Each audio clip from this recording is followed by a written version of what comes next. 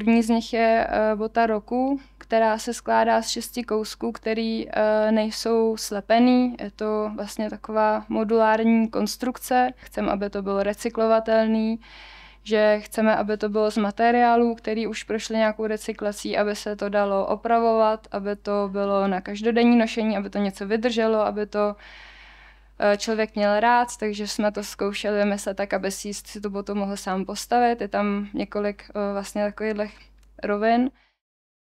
Tak já pracuji jako obuvní designérka pro firmu Camper, kde vlastně jsem začala před 10 lety jako stážista kreslením ilustrací na dětské boty a potom jsem vlastně projekt po projektu vyzkoušela dámské boty unisex. S dalším týmem designérů jsme vlastně dostali zadání definovat nějakou novou generaci produktů pro Camper, který byly nějaký čas hodně takový jako tradiční a hledali novou cestu.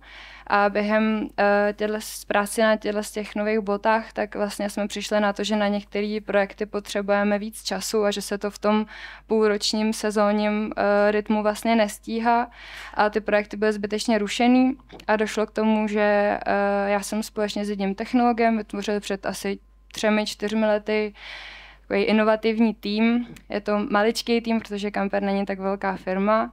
A vlastně máme tam teď na starosti projekty, které se týkají nových technologií, nových přístupů ve výrobě, v konstrukci, materiálech. Naším úkolem to nějak hledat a zkoumat a zkoušet to dotahovat tomu produktu. A já jsem si rozhodla, že za ten čas, co tady máme, že bych byla radši pak, kdybyste se třeba ptali na to, co vás konkrétně zajímá a nějak nastínit, jak s tím 3D tiskem pracujeme, tak jsem vybrala 3 boty, na kterých jsme vlastně ten 3D tisk různým způsobem dost využívali. Tak první z nich je bota roku, která se skládá z 6 kousků, který nejsou slepený. Je to vlastně taková modulární konstrukce, minimalistická. Šlo vlastně o to vytvořit co nejvíc udržitelný produkt, takže jsme tam skloubili vlastně co nejvíc témat, který jsme si definovali na začátku na takovém to-do listu, jakoby, že chceme, aby to bylo recyklovatelný, že chceme, aby to bylo z materiálů, který už prošly nějakou recyklací, aby se to dalo opravovat, aby to bylo na každodenní nošení, aby to něco vydrželo, aby to člověk měl rád, takže jsme to zkoušeli vymyslet tak, aby si tu botu mohl sám postavit. Je tam několik vlastně takových rovin. A tím, že ta konstrukce vlastně funguje, takže každá ta část se vlastně do sebe tak jako zapasuje. Hodně pracujeme s váhou člověka, že vlastně tím, že člověk si ty oboje, tak to pomáhá tomu spojení těch jako komponentů, protože u té boty je to komplikovaný v tom, že vlastně svršek musí být měkký, musí se přizpůsobit noze, podrážka musí být tvrdá, ohebná, zároveň jako se nesmí zlomit, teď to prostě musí nějakým způsobem držet, takže vlastně to je všechno takhle do sebe zacvaknutý a ta podrážka třeba v tomhle případě bylo to, kde jsme vlastně to díky tomu 3D tisku mohli hodně testovat. Vpravo to je jenom výběr nějakých prototypů, nech bylo daleko víc. První je vystříhaný z nějakého moletanu a ty další jsou vlastně 3D tištěný až k tomu poslednímu. Využíváme stejnou technologii, jako mají tiskárny tady Prusa.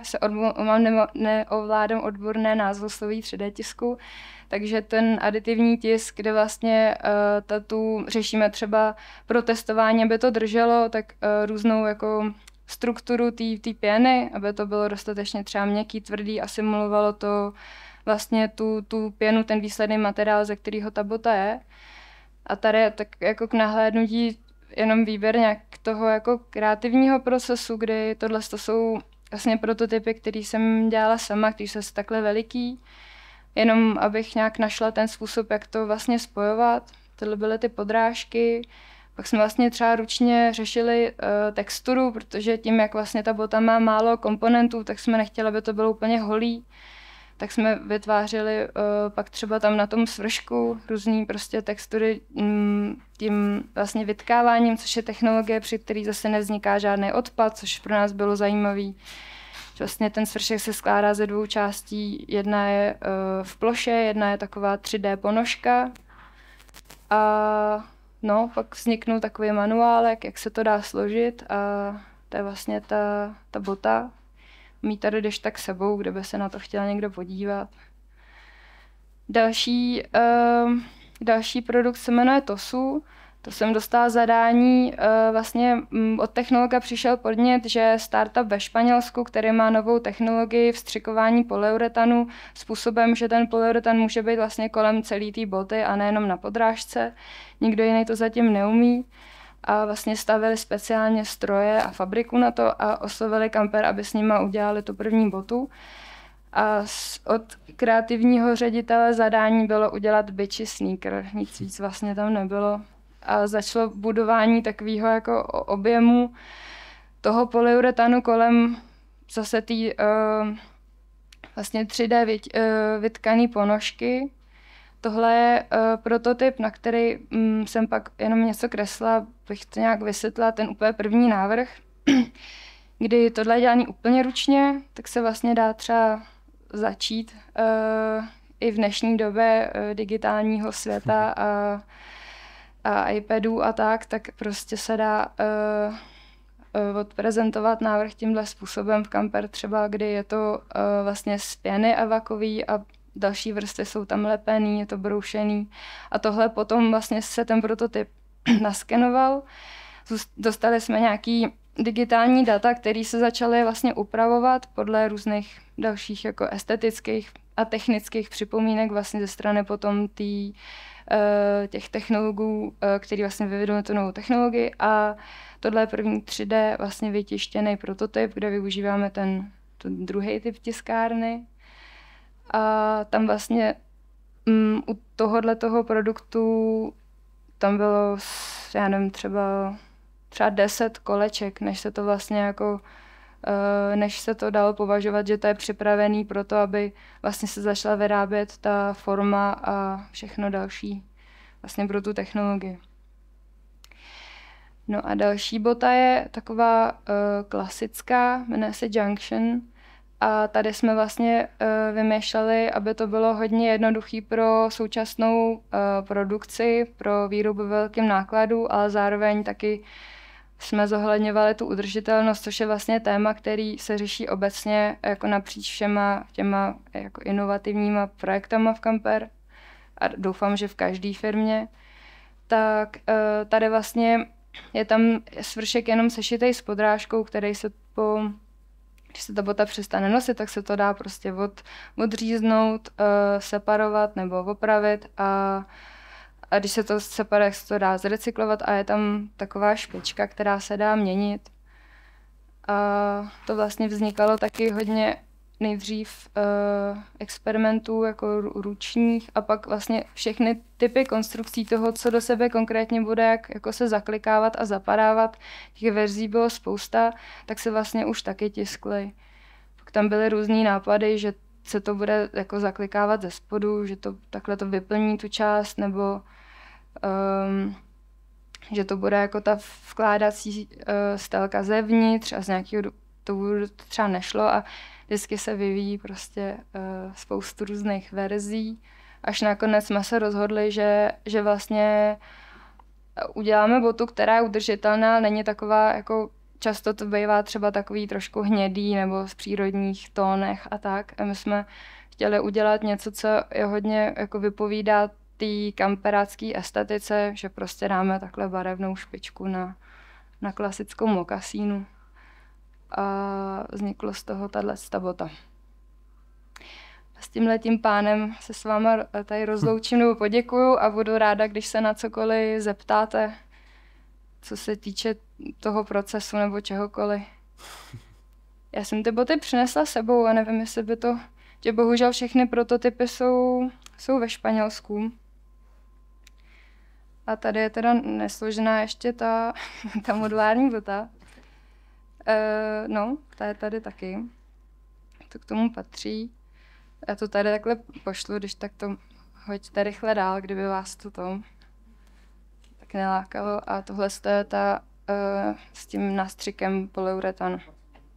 Je to pružný hodně právě z toho důvodu, aby jsme to mohli zkoušet vlastně ještě předtím, než že každá podrážka z toho finálního materiálu musí mít formu, která je z kovu. Je to poměrně jako finančně nákladná věc a musí se to vlastně otestovat pak třeba někdy i ve vícero velikostech, takže ten 3D tisk třeba pomáhá hodně v tomto jako zefektivnit. To si myslím, že dřív třeba něco takového moc nedávalo smysl, protože to testování, kdyby museli dělat vlastně tolik těch kových forem, tak by se to žádná firma nemohla dovolit něco takového vlastně vůbec dělat. Teď třeba jako aktuálně řešíme možnost, že by podrážka nebo její část byla 3D tištěná, ale jsou tam dva zásadní problémy, nebo asi tři.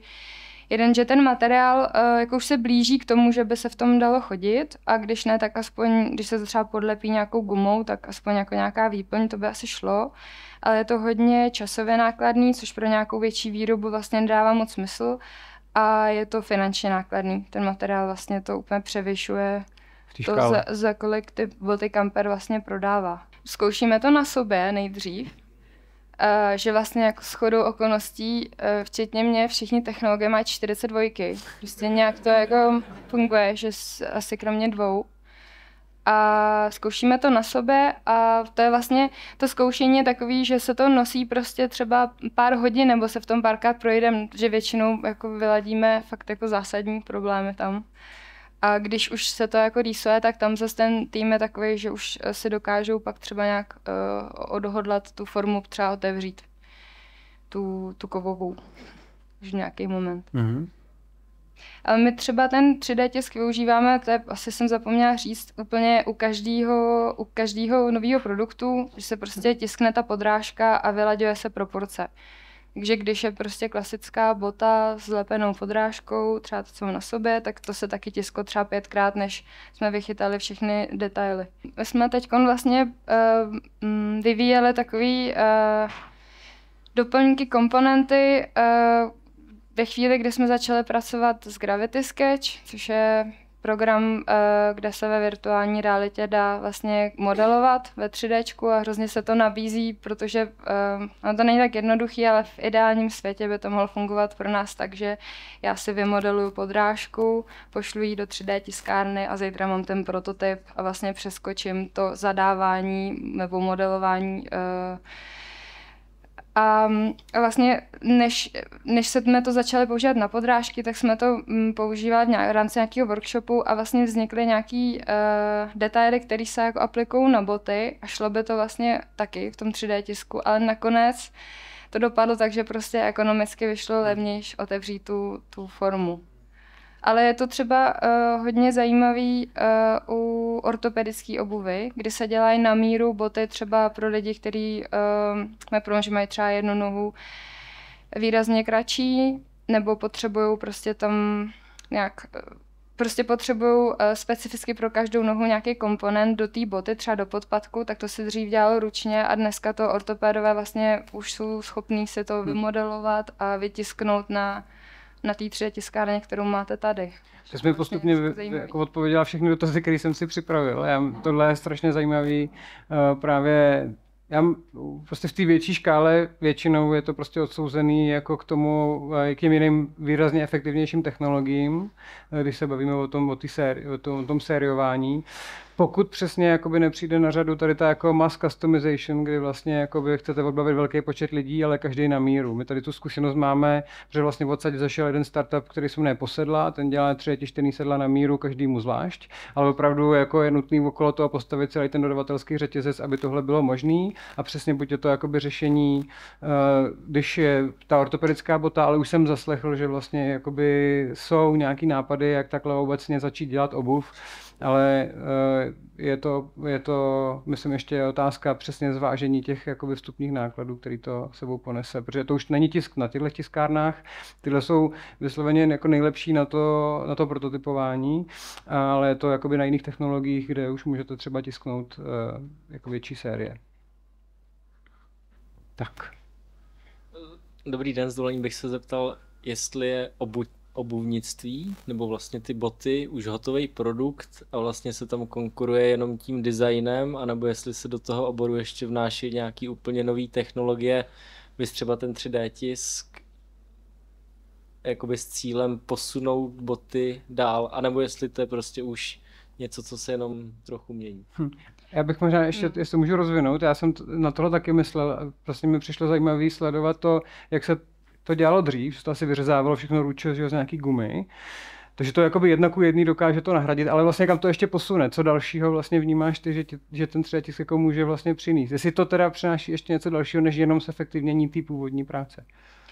No, to je jako hrozně zajímavá otázka.